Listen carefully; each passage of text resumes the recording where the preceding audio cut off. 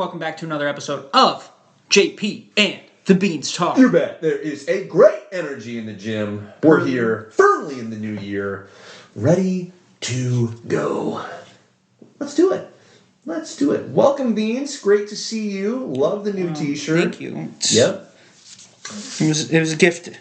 It's a great gift. Yes. It's a great gift. Yes. It is the awkward family photo style T-shirt of Obi-Wan Kenobi. Yes. Thank you. Good for Obi-Wan. Thank you, Chance. But Great yes. fine, Chance. Yes. So Good job, bud. Obi-Wan is my favorite Star Wars character. As he by should far. be. Like, That's great. It's a great pick. I'd be lying if I said he wasn't. Don't lie. Tell the truth always. I would never lie. Unless it's really bad, then just, a little white lie in there. Right, maybe. right. Sure. Well, here we are. It's podcasting time. What a great time it is. That's really neat. So we're out of the holidays. We're into the doldrums of winter. And that's perfectly fine. As time passes, do you enjoy winter more? Enjoy it less? Strongly dislike? Where are you at with winter these days? Indifferent. Okay. I don't know. Pretty firmly neutral. It's like I get snow days again, so that's kind of cool. Because I haven't had snow days since school. Sure. So I do get those now since I'm working at the car wash. It's kind of nice. Right. Sometimes it's like kind of brings back that little nostalgic love. Right, a little bit. And then other times it's like I have to go scoop all the snow out from my car and drive. See, back when I was working at the grocery store, I had to risk my entire life just to make sure we were open at 8 for the 3 people that needed cabbage. Totally worth it. Yeah. Cabbage and celery. It's like, are these people really going to come out for cabbage? Right? Yeah. So, hard to get excited about that. For sure. We get out early maybe once in a while. Once in a blue moon. But big baby, though. Hard baby. I don't think at my first location we got out early once. Yeah. And I was dealing with, and I remember being the dairy cooler for a tornado. Ooh. Yep. They weren't like, hey, go home. I was like, hey, get in the cooler. It's a tornado. Look out. Get the 10 customers that are still crazy enough to be getting milk and throw them in there. You know what I haven't done in a long time that I would love to do? I'd love to build a big snow fort. That'd be great. Today's snow would have been perfect for it. Yeah. I mean, there's a lot of it. It's moist. It's malleable. It's ready to be moldable. That's right, ready to be molded into what you want it to be. I remember a couple of years ago, we had a fairly substantial snow, and with our 2 oldest kids, I don't remember how old they would have been at the time, like 5 and 2 or 3, tried making a snow fort with them, and they just didn't get it. They did not understand the concept. They kept breaking the dang thing. It's like, guys, this could be awesome. Build it with me. I was on an island. It was ridiculous. So now, did you already have a snow pile that you piled up and worked with? I piled it up myself. Really. Yeah, right, with a snow blower. I kind of brought with a shovel. I just shoveled it over into a substantial pile, shaped it by hand, and it just wasn't appreciated. Yeah, so I didn't feel like the effort was acknowledged or enjoyed. Yeah, because my sister and we took whatever the snow plow built up, and then we either turned it into a mountain we could sled down, or snow fort. That's what I need to do. I need to go sledding. That's where the fun in winter is, right? Go find a big sledding hill and just go down. Just go nuts. Or roll down it. Sure. Push someone down it. Push someone down it. Yeah. I'm all about pushing people. So, I've got a few people in mind that I'd just love to push down the snow hill. You've pushed people into the pool before, haven't you? Yes. Okay. No shit. Okay. Sometimes. And you would do it again. Yeah. Sometimes they deserve it. Other times, I just wanted to. Because they're like, I don't want to get wet. And I'm like, well, tough. That is the key word for me. Right. That just means you have to. Because now you're getting wet. Now you're in. Love it. I'm a monster. Hey, at least you acknowledge it. Right? You're fully aware of who you are. It's what makes me fun. That's really great. Well, speaking of pushing people into pools, let's push ourselves into this brand new year. And something I thought that would be worthwhile is we acknowledged, hey, 2022 overall was it was okay. It was okay. It wasn't terrible, nor was it spectacular in terms of the pop culture that we had the opportunity to consume, be entertained by. There were some hits, there were some misses, and a lot of stuff in between. So what is it, right? What are we looking forward to? We've got a fresh year ahead of us. A big batch of content coming down the pipe. We're about a month away from Ant-Man Quantumania. So it's on the horizon. And we're going to get into the trailer for Ant-Man. We're going to get into the trailer for The Mandalorian Season 3. Dun-dun. So we know, hey, there's great things to look forward to. What would it take for you, for me, to come back to this pod a year from now and say, hey, 2023, banger of a year, crushed it? What are we hoping for, Riles? So I want Marvel. I want them to hit the gym. Okay. Grab the barbell. Yep. Quit benching the barbell. Ooh, no more bench. Throw some weight on there. I want some weight. All right? I want to come into Ant-Man and the Wasp and worry about everyone dying. And by the way, if Hank Pym dies, hit the squad fantastic. back. Sure. Okay? And there's nothing wrong with Michael Douglas. I love Michael Douglas. Okay? He sucks. One time I recorded him in a conference, okay? I'm a Michael Douglas guy, all right? He's a cool dude. He's an absolute turd. Wouldn't mind him dying. I actually don't know. Fair enough. He's got a great voice. Good for you, Mike. All I know is he doesn't wear underwear. Now. What? Yes. All the time? Like exclusively? So. Was this part of the conference? Okay. Oh, we got a side story? Yeah. Side story. Yep, okay. me too. So, for reference, I ran camera in college for my college team. Okay. And so I got invited to this conference out in LA, and so we got to be on the lot. It's for all the producers that are trying to learn tricks of the trade, You bet. figure out the funding, Exchange, all the fun trade, jazz. craft, all that good stuff. Right. You bet. So they bring in these people that have all this experience. So there's like very famous producers. There's also very famous other people. Like the first year I was there, it was Kevin Feige. So I actually sat down because it was my off day and I wasn't volunteering. So I got his presence. Right. So I got to sat down and I listened to him talk about his stuff, which I remember zero of because I was just in shock and awe. I was watching Kevin Feige. You're too deeply in love. Close. Sounds like love. Right. And he wore his iconic hat. Props to the guy. So, It's a great experience. Yes. So that first year I was volunteer. Second year I actually got paid to run camera. So I'm running camera. Nice. Camera pro. In the main hall. Is Michael Douglas aware that you recorded him? I mean, he should be, right? He knew it was being filmed. I don't think he knew that I was doing the filming. Dick. Yeah, so Yeah, I don't like the guy. So it was Michael Douglas and Danny DeVito. Stop. Right. Those two. Stop it. They were talking. Okay, that was the whole panel. Was those two? By the way, hilarious. It was the highlight of the whole trip. They're fantastic. They're like really good friends in real life. Okay. So they just bounce back and forth, give each other shit. It was fantastic, right?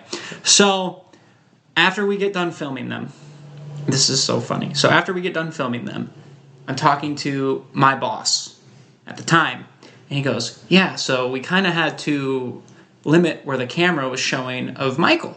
I'm like, "What?" And they're like, "Yeah, because the dude just he doesn't bundle up." Right, he was freeballing. And I was like, "What?" He's like, "Yeah, if we held it on there too long, you could..." Things would be revealed. Right, and I'm like... We have a wardrobe malfunction on our hands. I was like, that is so ballsy. I love it. So...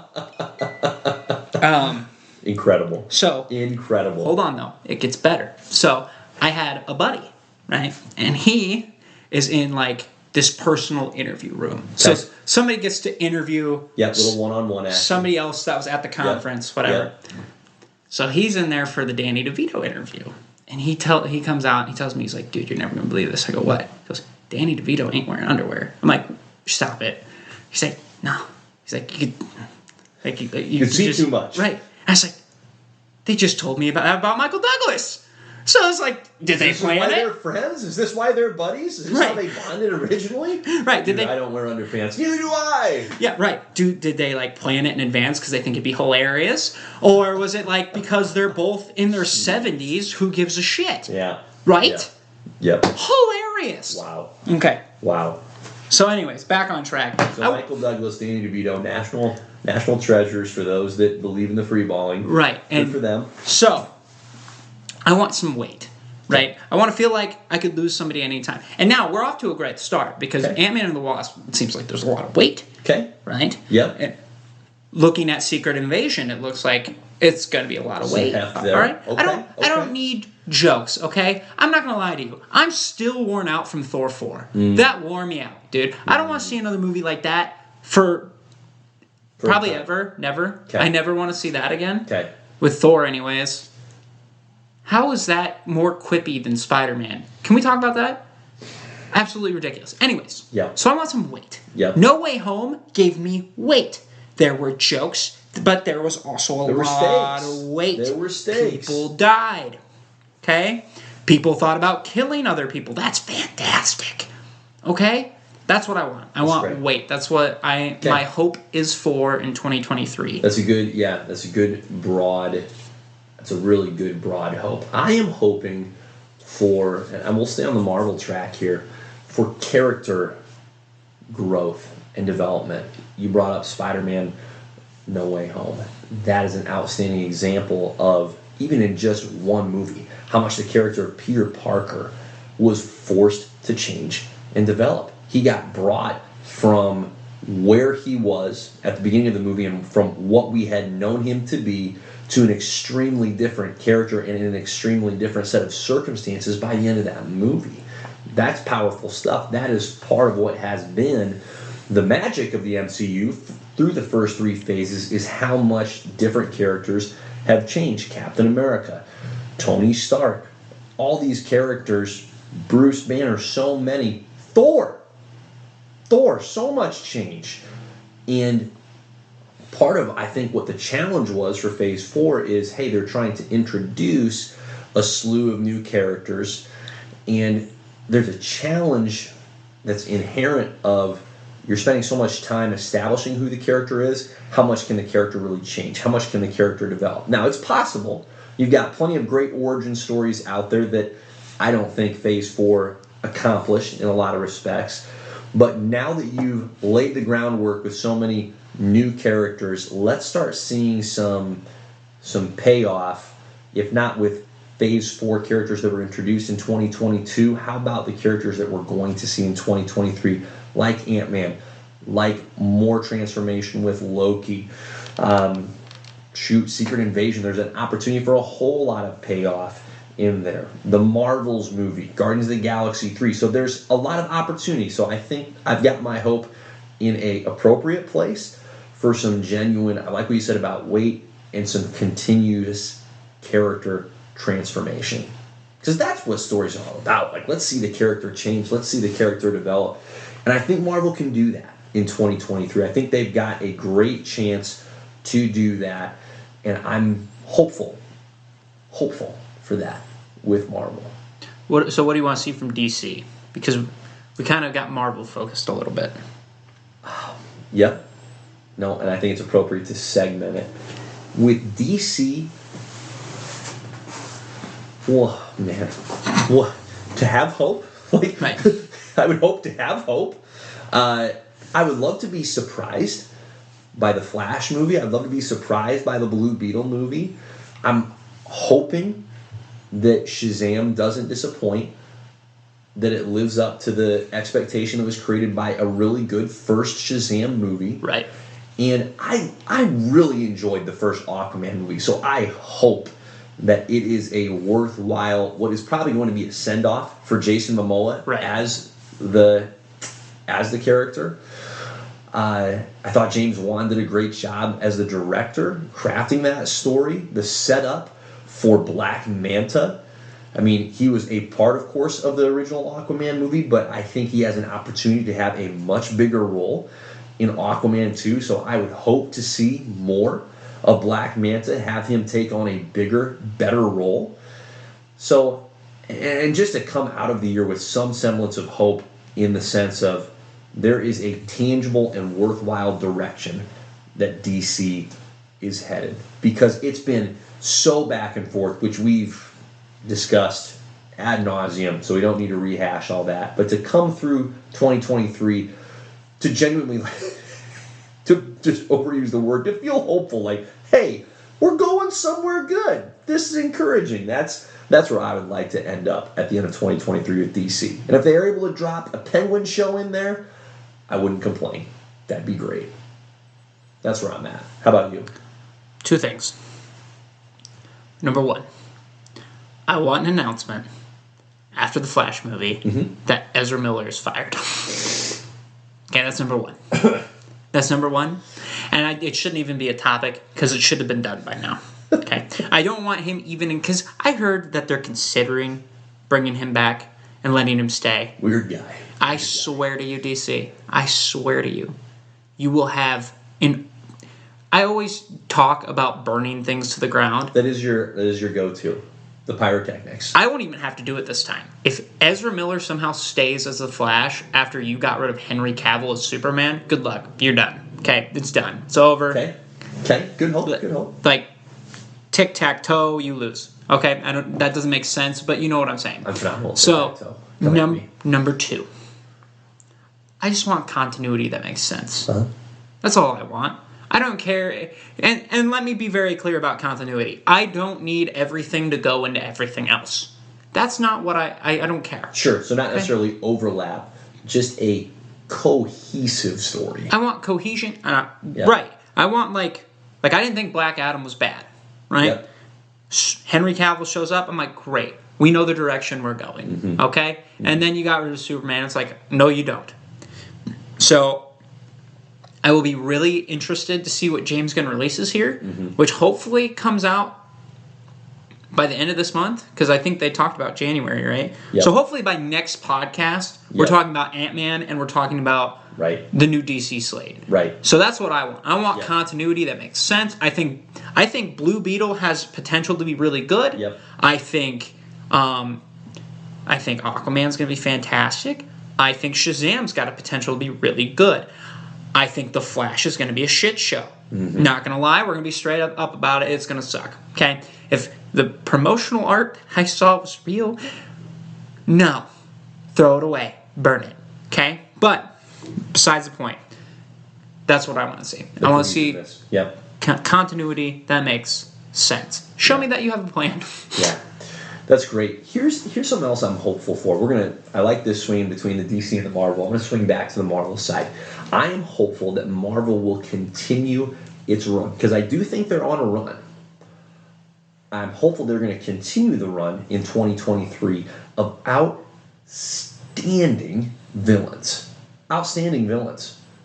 They're on a really good streak of villains. And that was something that, if you rewind all the way back to the Phase 2 in particular, Phase 1 a little bit as well, that was a struggle at times to have villains or adversaries that were worthy and worthwhile foes for our heroes. They obviously knocked it out of the park with Thanos, but a lot of the earlier Marvel movies, like I'm thinking of Whiplash in Iron Man 2, that was hard to get excited about. And that wasn't his fault. That was the direction. Because I liked his character. You bet. There's a good character in there. Malekith in Thor: The Dark World, another great character. That was a whiff. That one was straight up a whiff. That was a whiff. But Marvel's had a great run of well-selected and well-executed villains, going back to revitalizing Willem frickin' Dafoe as the Green Goblin, Gore the God Butcher. Christian Bale crushed it. He's in enough screen time. It was still a well executed in that respect character. Good grief, Namor in the most recent Black Panther movie was an outstanding villain. And I think there's a great opportunity. They've introduced Kang, of course, in Loki, the first season. Kang has staying power. Like you talk about weight, you talk about heft. This is not a villain. This is not a character designed to be a one and done, right? As disappointing as that was for Gore in Thor 4, we're getting Kang for a while, I believe. So I'm really hopeful that we're going to continue that run and see it grow and expand. So that's where my hope is.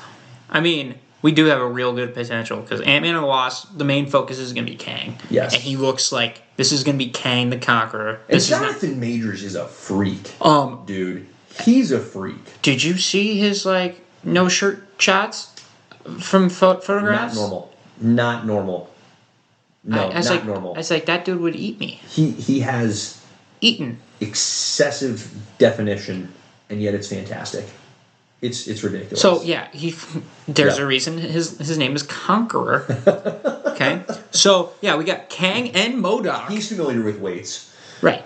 We got M.O.D.O.K, and I'm actually excited about M.O.D.O.K. And we'll get into that. Good call. Good call. Secret Invasion. We don't know who the main villain's going to be, but that looks like it has potential. Yes. Because it's like well, where's it coming from? Yeah. And then Guardians of the Galaxy, we're getting the High Evolutionary, which I think has really good potential to be a really good villain for Rocket. Yep. And the Guardians of the Galaxy have had good villains so far. For sure. Yeah, Ronan was good. They shouldn't have killed him, but he was a worthwhile, powerful dude in the first movie. Ronan could have been redeemable too, in a sense. Ego was I enjoyed him a lot. Ego was good. Yep, in Guardians of the Galaxy Volume 2. So I think that I've got trust to see what they do with the High Evolutionary in Volume 3.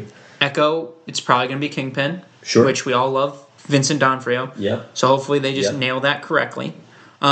Loki Season 2, we don't know who the villain of Season 2 is going to be. I'm assuming Kang, but that's just a guess. Right. The Marvels, did they announce the villain of that yet?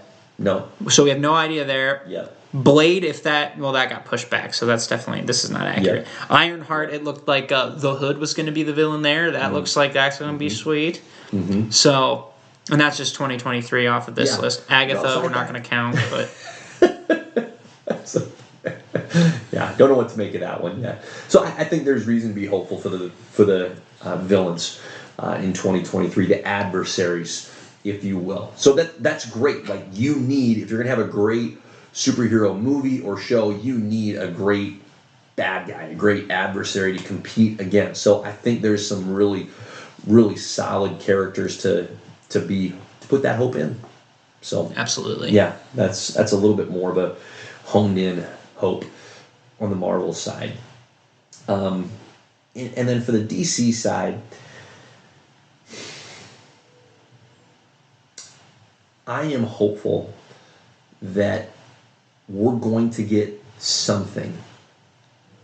I don't know what it's going to be. All right, so this is really ambiguous. But we're going to get something out of that Flash movie that actually carries over into this new era that is going to make that whole movie worthwhile. This is a distant hope. I'm not hoping for a great movie, but I'm hoping there's some element of it that actually benefits that next phase.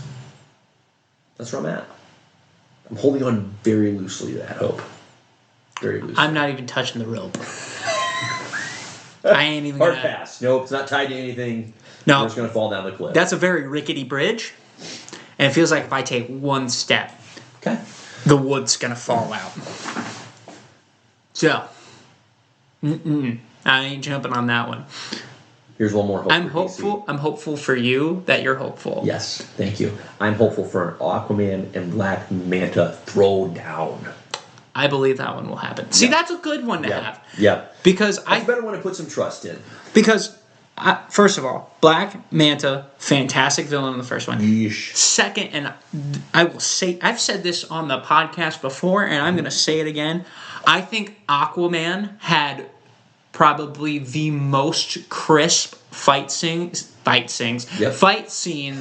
superhero movie that I've ever seen in my life. Mm-hmm. I think that's top. I think they're top tier. You could argue. I just remember when he first fights Black Manta, that whole fight is just, no pun intended, it's fluid. Mm-hmm. It's very fluid. It flows really well together. So, yeah, I'm all in on that. I think that has actual potential. Yeah. So props to you, James Wan, because that's all you did. Yeah. So that's great. That's good. Anything else that you're hopeful for as we ease into this new year? No, because DC took the rest of the hope that I had away. Yeah.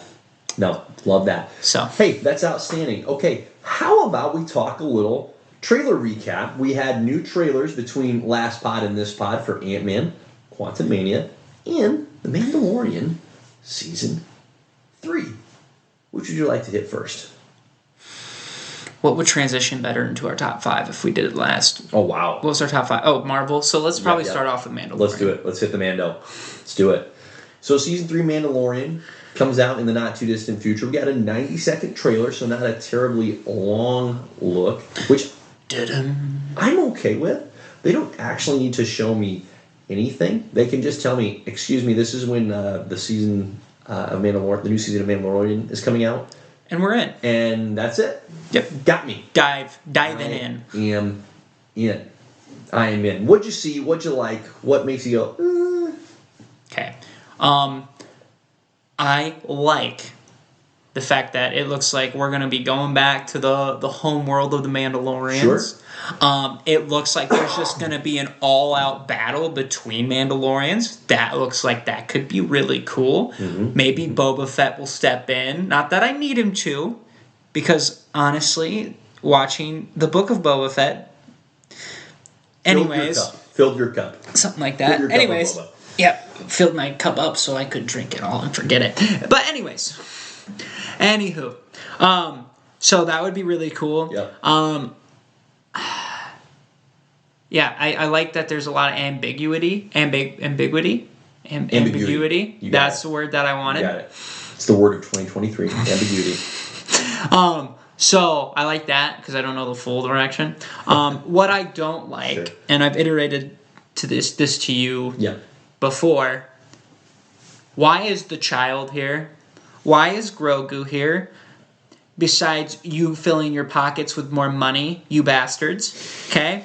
Why do we have to bring him back? Because, look, the whole point of the first 2 seasons was character progression for them both. Because they're like, you know what? This is something that I have to do. I have to be a Jedi. Okay? I don't need to be a... Mm-hmm. How is he supposed to be a Mandalorian when he's 2 inches tall? Okay, it is what it is. Anywho, so to have that, and then for him to come back as a baby, and now the whole thing is like, he's got to protect him, but he has no business being there. You literally... So what, right, what's the reason, what's the rationale that is satisfactory to have Grogu present? Right, because it was such a quality send-off at the end of season 2. He goes away with Luke. Right. It's perfect. It was. It's perfect. Yep. And so, like, right, you take away all the entire character arc for both of them, where, you know, it's one guy who didn't want to be a dad, who kind of became a father figure, and this other guy who's like, oh, this is my path. This is my journey. This is great. Like, I love what he did for me, but this time is over. Right. Okay, and now you just have him, because now it feels redundant. It feels to the point where it's like, okay, the Mandalorian's got to protect him. And to be honest, if somebody along Moff Gideon's level, I can't remember, did Gideon die? No. Okay, so Gideon comes back, it's kind of just going to be like, this could have been avoided because he should be with Luke. Right? You know what I'm saying? Yeah. Because I'm going to tell you right now, Gideon ain't going after Luke. Mm-hmm. Okay, he ain't going to go mess with Luke because Luke took out frickin' Vader, okay? No one's touching Luke Skywalker. So, I don't understand that, and that's where I'm at. And if you were going to bring him back, age him up. I am tired of a baby, okay? I know how bad you want money, all right? But look at Groot. Groot was a baby for 1 movie, okay? And that was enough. That was enough of baby Groot. Now he's a teenager, and now it looks like he's going to be a grown adult in the third one.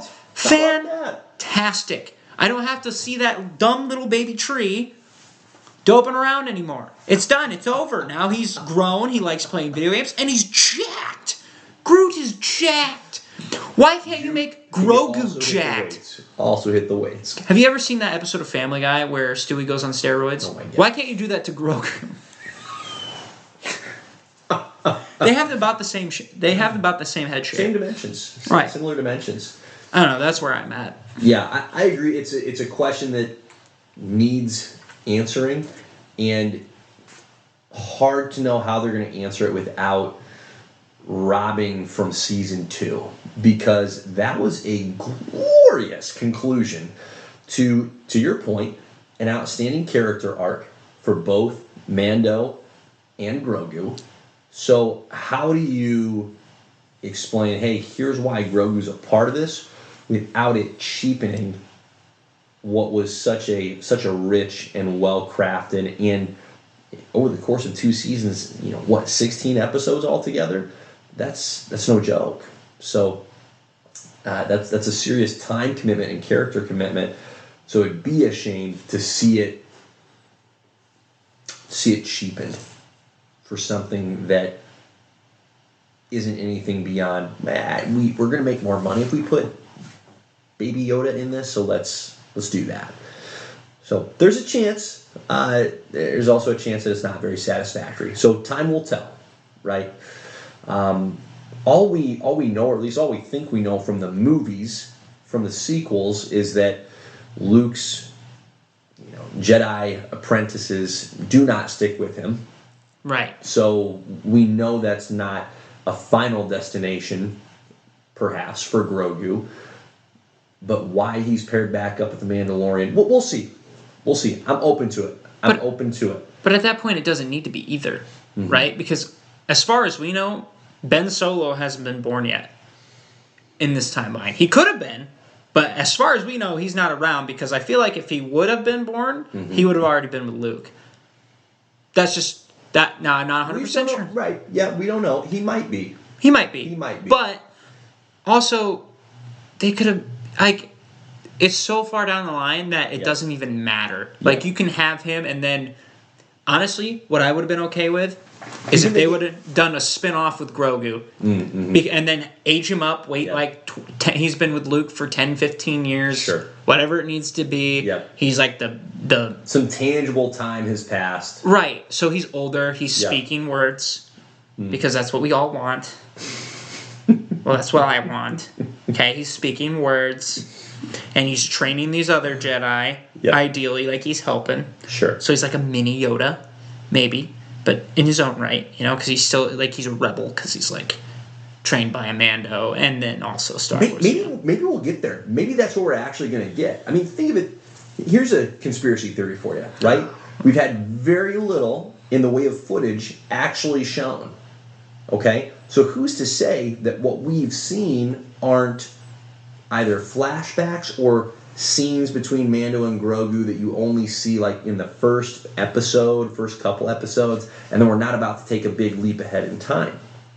I hope so. Possible. I really hope so, because, or you could have saved him for Ahsoka, because that would have at least made some sense, because she's visited him before, she knows him, she's been with Luke. Yep. So I don't know. Yeah, we'll see. We'll see. Yeah.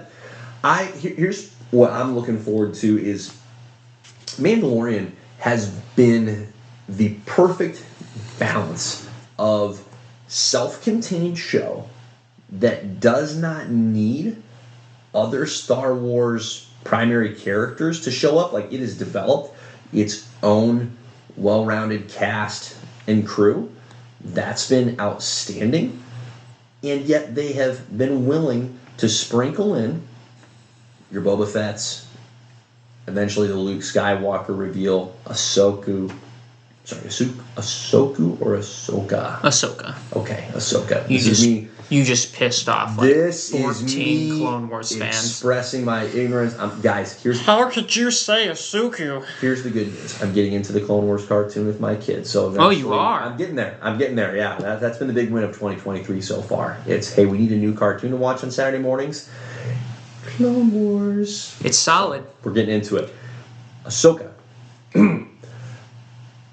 That has been incredible, right? That has been what I really believe, from an expectations perspective, that most Star Wars fans want. We don't need callbacks. We don't need endless nostalgia that really doesn't quite pay off. We need new original characters where you start adding, it's more of a supplement, those callbacks. And that's not the primary source. We don't need more Skywalker saga. We need Mandalorian and those type of characters, those types of shows. We didn't need a Book of Boba Fett, because that's the old character. That's the old saga.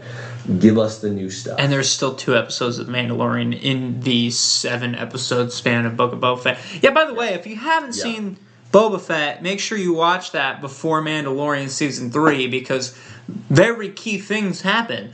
I will need to, actually. Yeah.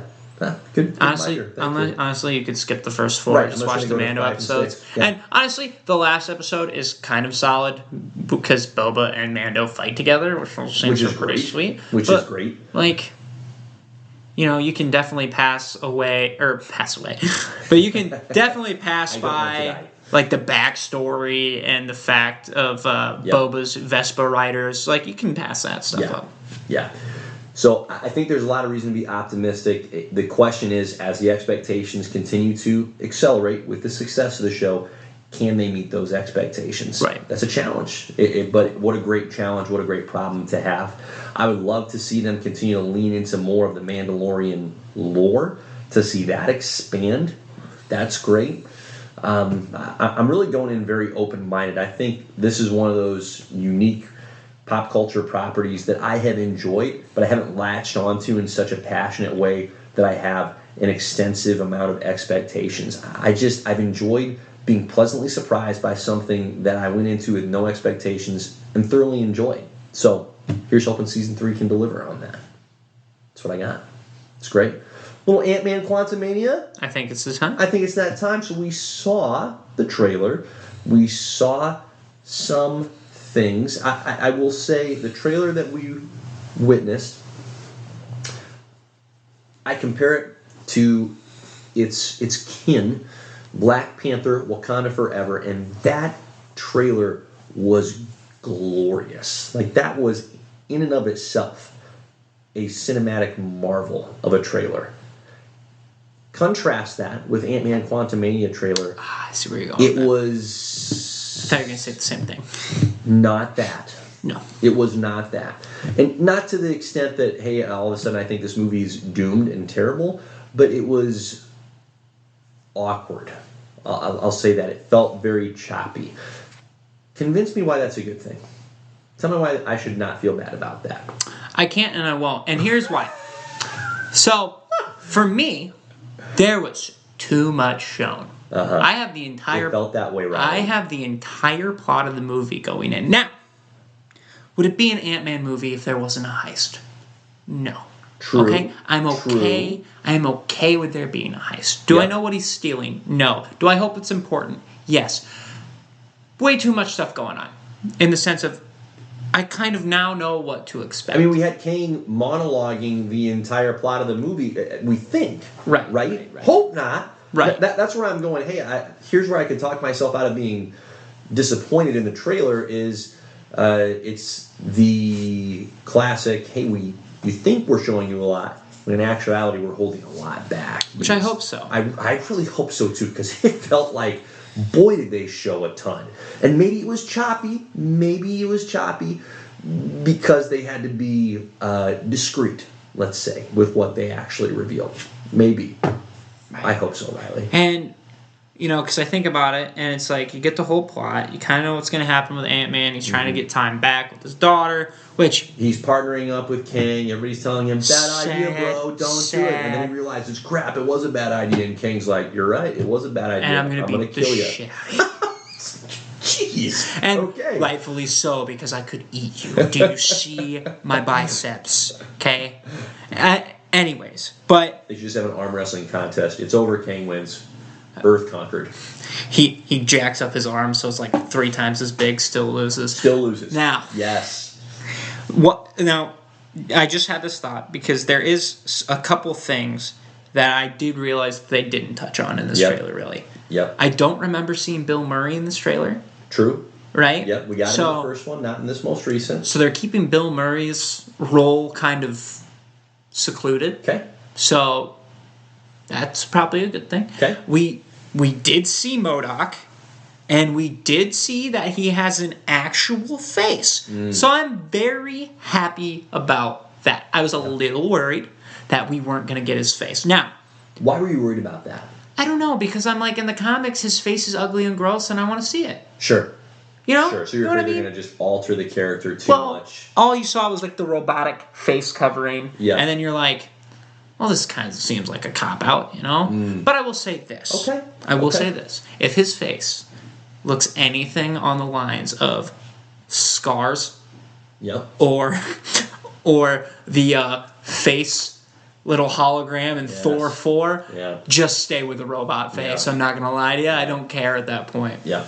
I don't care at that point. But that's all we really like. That's cool information. Mm-hmm. And we don't really know M.O.D.O.K's role. We know that he's with Kang. That's about it. So I'm open to that. Yeah. I'm open to that, and I'm open to whatever and Bill Murray's thing. So two things we didn't get out of that trailer, but everything else, I feel like I know what to expect from this movie, and that's kind of sad. Yeah, I really hope we're not sitting in the movie theater a month from now, 45 minutes in, going, oh crap, we haven't seen this scene in the trailer yet. We know that it's coming. That's going to be the end of the movie. I've already seen part of the end of the movie from the trailer. Like, I don't want that. No, I don't either. In trailers. And, it's not needed. Just like we said with The Mandalorian. Just tell us, hey, this is when the movie's coming out. That's very close to all you have to do. You don't need to show anything that is critical to the plot of the movie. And where I'm worried is I don't know, after 2022, I don't know if there is the appropriate synergy between that Marvel marketing arm and the Marvel movie-making arm, where they're aligned as far as, hey guys, you guys that made the movie, you're cool if we show this scene, right? Looks pretty cool. We're going to put it in the trailer. Is that good? This dialogue? Wow, Jonathan Majors, what a great voice. He's going to say he's going to destroy Ant-Man. Let's do that.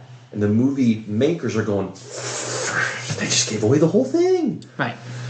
And the first trailer was good because it teased a little bit, said, hey, Bill Murray's in this, and then it was over. And it was like, oh, this looks interesting. Kang's in it. He looks like a badass. That's all I needed. Yeah. And Kang, the look of Kang is probably the best part of the trailer. He looks terrific. Not only because you got Jonathan Majors, but his costume looks very comics on point, which is great. But it doesn't look dorky. No. You look at Kang in the comics and you're like, dorky. He could. He's a little dorky. But this looked like it translated really well. One of the aspects of Kang that I thought was awesome from the Avengers Earth Mightiest Heroes cartoon that my kids and I have now watched too many times is his ability to just produce weapons, what feels like out of thin air. It's awesome. Like, he's got an axe, sword, boom. He's always double fisting the weaponry. That's fantastic. So I hope that is, it's a very creative, very Green Lantern-esque move. I would love to see that come through in the movie, right? That would be fantastic. Yeah, right? You're just imagining and boom, there's the weapon. I'm hoping someday we get enough fandom where they'll just edit a gun into my hand. Yeah. Someday. That'd be great. Someday. I tell you what, I still can't totally believe, because I was in a state of disbelief when the news that the first Ant-Man movie was going to come out. I was very skeptical. I can't believe we're about to get a third Ant-Man movie.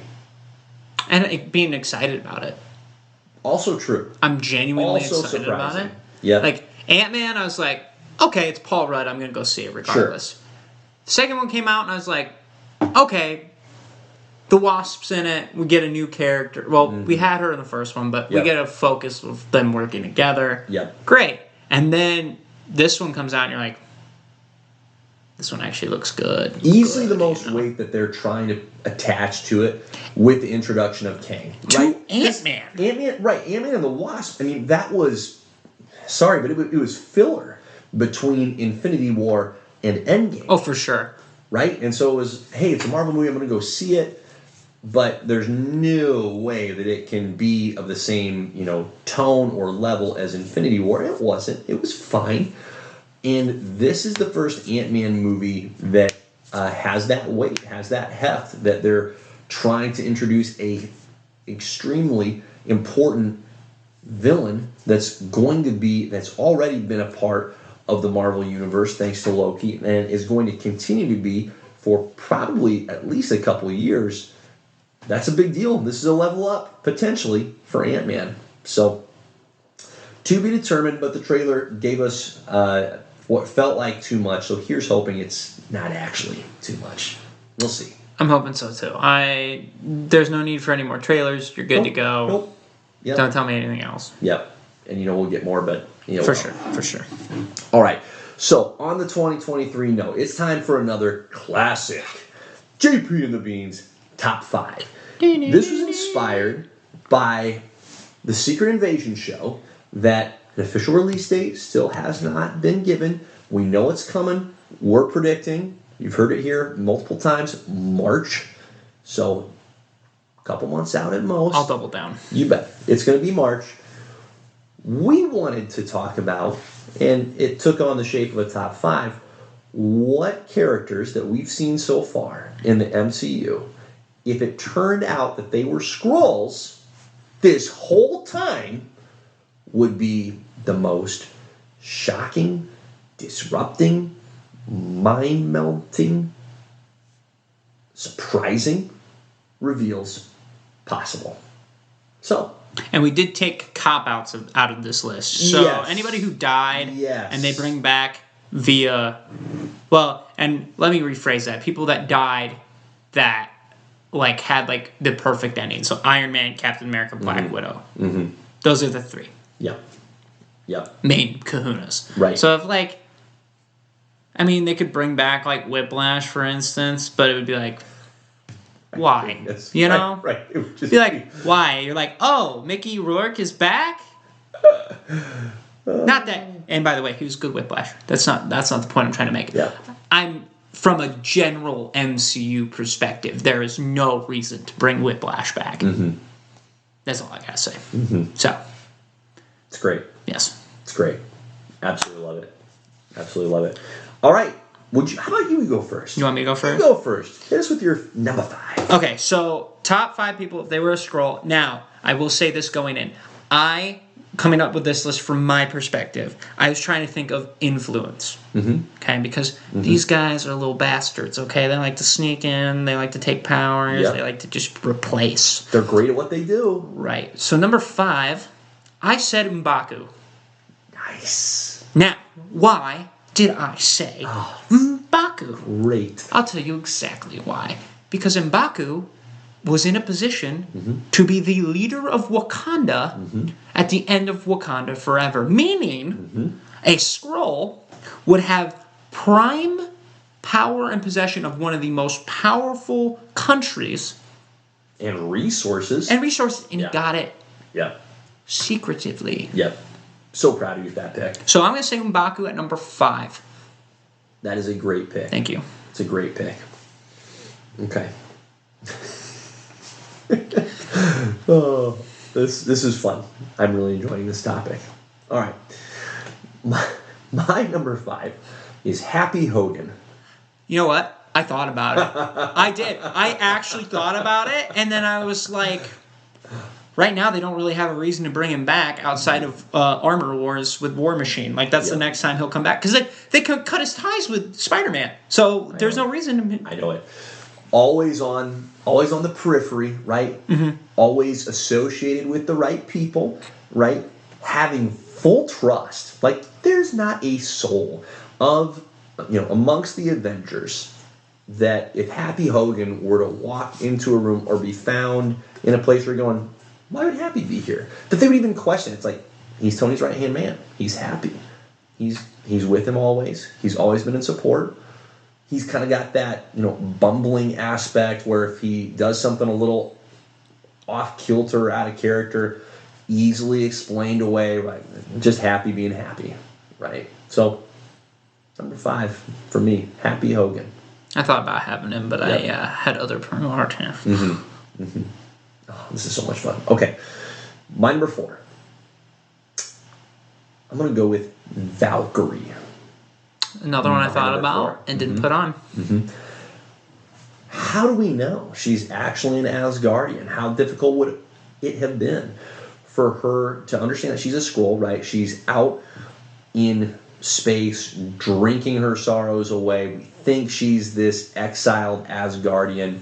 What if she's actually a Skrull who had infiltrated Asgard once upon a time, got a little too attached to the people she was supposed to be infiltrating, and then, of course, it all went to heck thanks to Hela. She ends up in the booties of space. And then here comes Thor, like, oh my goodness, hey, you're one of the Valkyrie. And all of a sudden, my gosh, here's an opportunity to get back into the fold, into the mission. And even if she's abandoned the mission at this point, hey, it's in her best interest, right? She's all of a sudden got purpose again. She gets attached again to the Asgardians. And so, Valkyrie, my number 4. My number 4. I have Wasp. Nice. Now, this one's a little tricky, but yes, I think she's more of a prominent character than you'd think. Yep. And then, being close to Pym particles, the Skrull probably aren't going to use it on themselves because they can just shrink and do whatever they want because they're power thieves, But maybe for like other stuff, they want to sneak a bomb into somewhere, or they want to sneak, Yep. whatever, because they're sneaky. They like to sneak stuff around. They are. They're sneaky little devils. Yeah, so can't be trusted. They want to sneak something big. Yep. Shrink it. So, and then just also being very close to Hank Pym. Yep. That from technology. That and just that smart of a mind and just have access to that brain. And it's very related to shape-shifting, right? I mean, the physical form is changing, this time just in terms strictly of size, but very closely related. Right. You bet. So that's my number 4. That's great. All right, who's your number 3? Number 3. Yep. I have Thunderbolt Ross. Oh, good. Because... Yes. Okay, and I think... You've got a great theme of influence here. That's really good. And I think Thunderbolt Ross, from an actual standpoint, political power in the United States. Yep. On top of that, you have him being the main contributor of Civil War, splitting the heroes up. Right. Why would the Skrull want the instigator of that whole hullabaloo? Right. It benefits them if they're all on separate teams. Great point. Right. So you have that. Yep. He's also going after Black Widow. So then he's hunting down all these Avengers. You know how easy it is to replace superheroes if you just take them yourself? Yeah. Yeah. Right? You got him imprisoned. Very great opportunity to swap them out. For sure. Oh, for sure. How do we not know when they capture him in the raft? Right. Towards the end of Civil War, Yeah. Cap comes back, takes Falcon, Ant-Man. Right. Great opportunity to swap them out with Skrulls. Any one of them could be swapped out at that time. So I'm gonna say Ross number 3. It's a great pick. Great pick.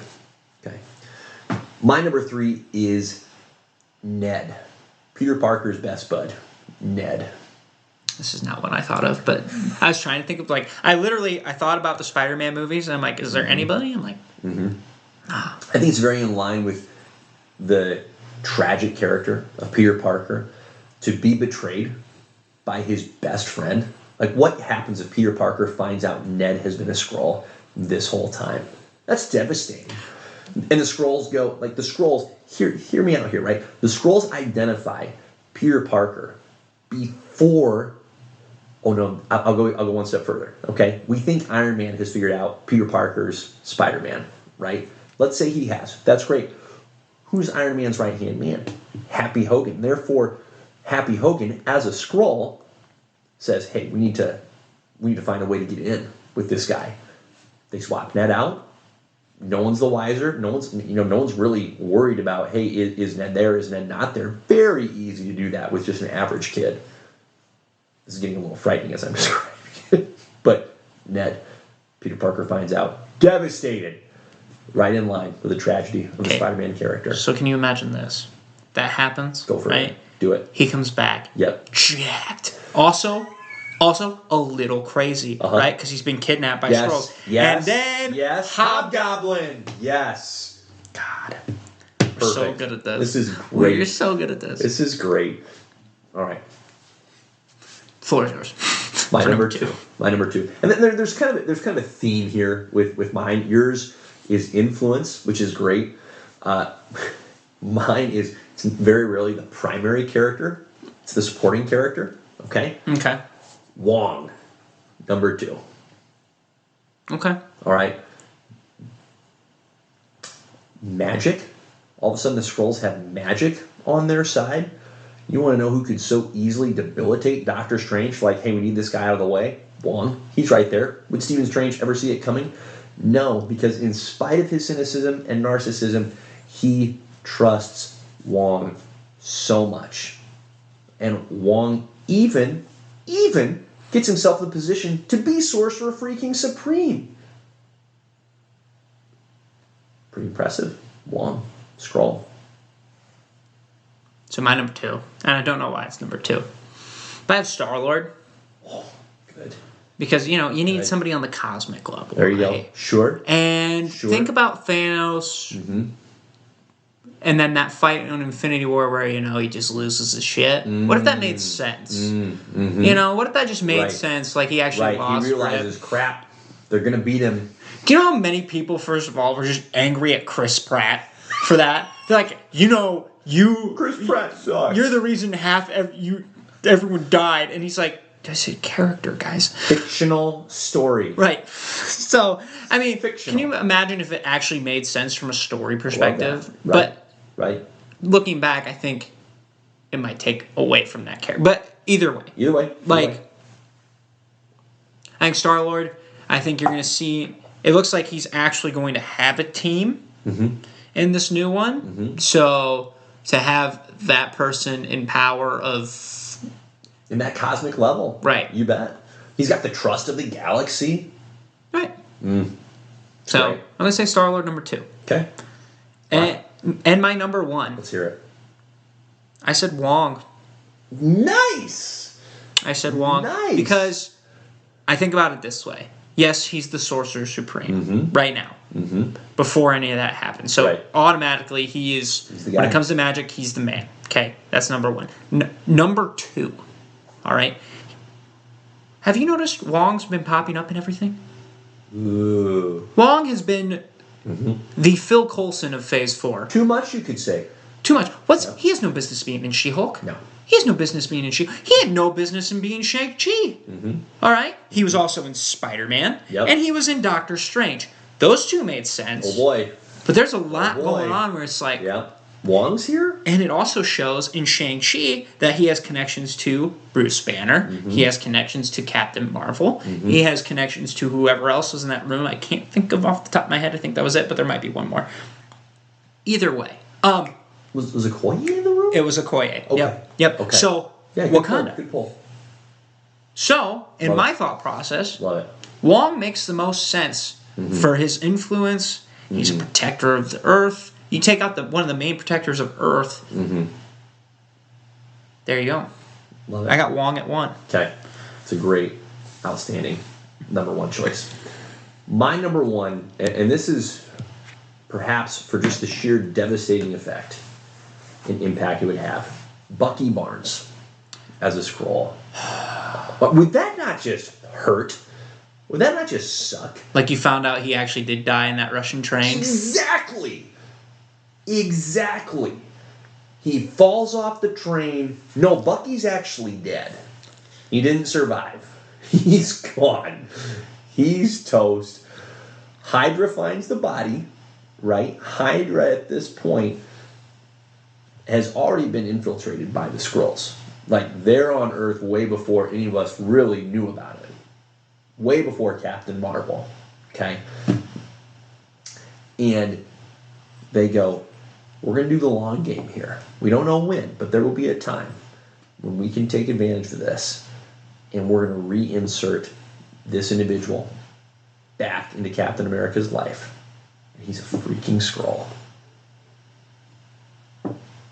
Bucky Barnes, number 1. I have no idea if it actually makes sense, okay? I don't. I think it's really thin, but I think the devastation of, Bucky's actually dead?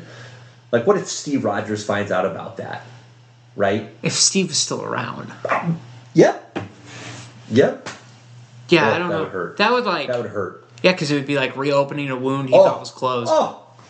After all the work he did to get him back. After all the relational work they put in, the time.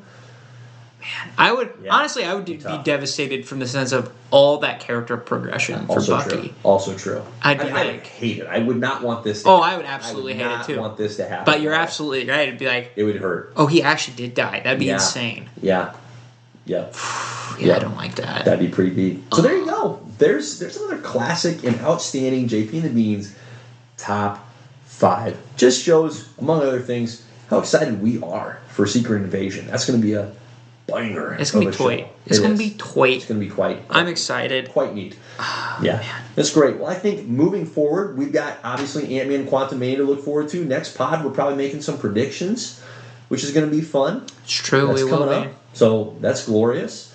And I'm just looking forward to seeing it and having a chance to recap some of that fresh content. That's going to be outstanding. That's great. Beans, anything else you want to give the good people before we sign off? Good question. I have nothing. It's great. I have nothing. It's great. Well, I've got an assignment. I've got to go watch a little Book of Boba Fett to catch myself up on some Mando action. So I've got some work to do. I've got till March. I think I can tweet. You got time. I got time. I'm not gonna say give yourself time because those first couple episodes. I'm gonna skip them. I'm just gonna go straight. I don't blame you. I'm going straight to the. Just watch like a summary of the first 3. Yep. That's what YouTube's for. I think it's episode 4. Mando comes in. Yep. I'll figure it out. Episode 4 or 5. Yep. I'll tell you what. Yeah, the first episode he comes in right away. Nice. They don't waste time. Nice. And then it just becomes Mando-led for the last 3 episodes. So, perfect. That's my advice to you. Just wait till he appears and then follow the breadcrumbs. Counsel received. So, yep. Yeah. Big fan. On that note, go check us out on YouTube. You bet. At JP and the Beanstalk. Go subscribe. Right? I do some funny shorts, I think. He does. I think they're hilarious. Those shorts. Thank you. They're Appreciate fantastic. it. I try medium level. Now, so we have that there. Go follow us at TikTok at Magic Beans Productions. And then that's all I got. We love it. Appreciate you guys. On that note, Godspeed. Peace. Love it.